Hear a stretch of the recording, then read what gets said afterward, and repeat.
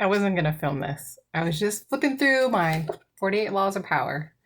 And then the message was do not build fortresses to protect yourself. Isolation is dangerous.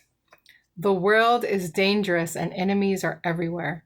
Everyone has to protect themselves. A fortress seems the safest, but isolation exposes you to more dangers than it protects you from. It cuts you off from the valuable information. It makes you conspicuous and an easy target. Better to circulate among people, find allies, and mingle. You are shielding from your enemies by the crowd. What? What? I'm always hiding. Wait, what the fuck? Hold on, let me reread this. I don't know why I found this so triggering. I totally did though. They kind of like wrote in about it, about like how an emperor had like the first emperor of China that had built China, um, had like isolated himself from like everybody at the end of his life. And when he actually died, he was away from his home, which was super weird. But anyway, I don't know. I just found it triggering because it kind of reminded me of like when I was grieving over my brother and how I like totally isolated myself from everybody. Like I straight quit my job. Like I straight laid in bed and just, I couldn't get over it. It was like bizarre. It was the weirdest way to die. So weird. I don't know. I don't know. So my kid's home, he's screaming. My oldest brother's name was Brad, and he was my half brother, and I have two half brothers, of Brad and Craig. And Brad was the oldest, and Brad had schizophrenia. So he was really weird. Like he had schizophrenia so bad, you couldn't have a regular conversation with him without him bringing up aliens or microchips or FBI. I kind of want to tap his brain now with everything that's going on. I mean, he doesn't seem so weird now, let me tell you what. But at the time, it was really weird. Okay. So he lived with me when I worked at Stanford, and he got sick one day, and I took him to the hospital, and I was doing my makeup, of course, in the waiting room because I was going to go to school. I was in beauty school at the time. After I took him to the hospital, like I am so stupid. I just was thinking he was going to come out and be fine. So he's sick. He's like throwing up. He's green. So it turned out he had pancreatitis, and I'm there with him in the hospital. Like I didn't really want to leave him.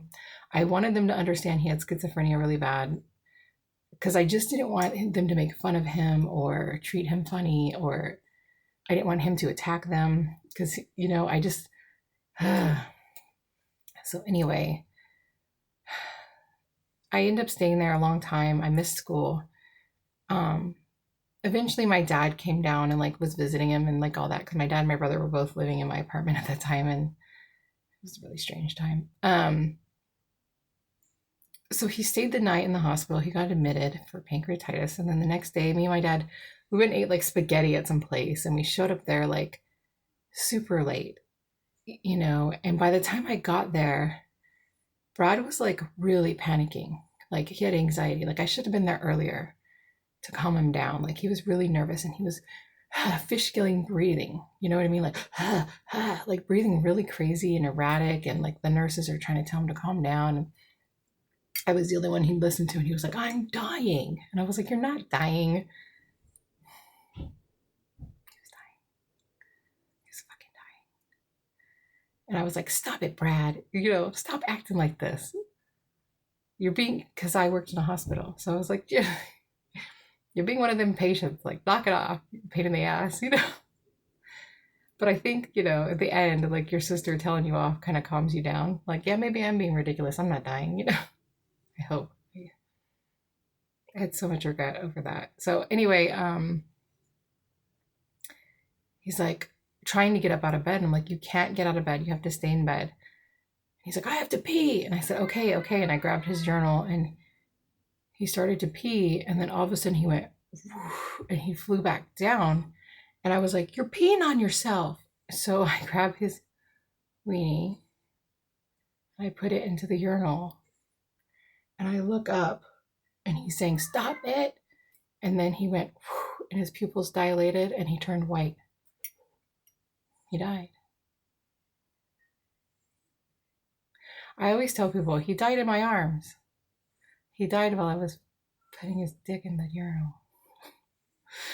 I told this story once to this lady I worked with at Stanford, and she was like the shop steward, and she laughed because, I mean, it's so bizarre, right? I cried about it.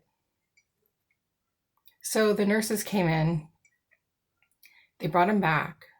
They were doing CPR on him for like an hour because he was only 40. It was like 2 months before his 40th birthday. And he was 10 years older than me. So I was like 38. I think I was about to turn 39, something like that. They brought him back. So I stayed at the hospital all that night in the waiting room outside. And then, like, in my mind, he told me to go home, that he wasn't coming back. I saw, like, I don't know how to explain it, but I saw like pink roses, like a whole bouquet of pink roses.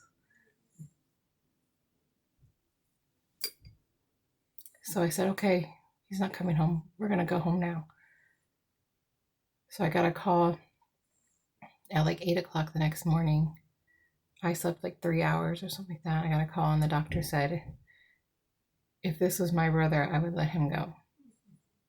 Because he was going into shock again and like his body was shutting down. And I said, okay, let him go. I'm on my way. And by the time I had got there, he was gone. So he like died twice. But I don't think his spirit ever came back, you know? What a weird memory. This book triggered a weird memory. So I isolated myself after that because I had the memory of helping him pee and telling him off and leaving him there overnight, going to eat that stupid spaghetti that wasn't even good.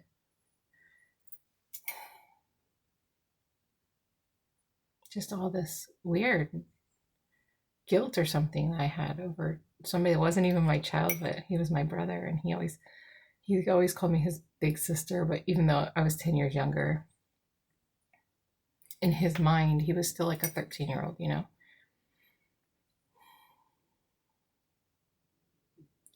Anyway, I guess isolating yourself is not a good idea. Okay, weird memory. Thanks for listening. I'm probably not going to post this to TikTok. I'm probably just going to post this to YouTube. It's a little long.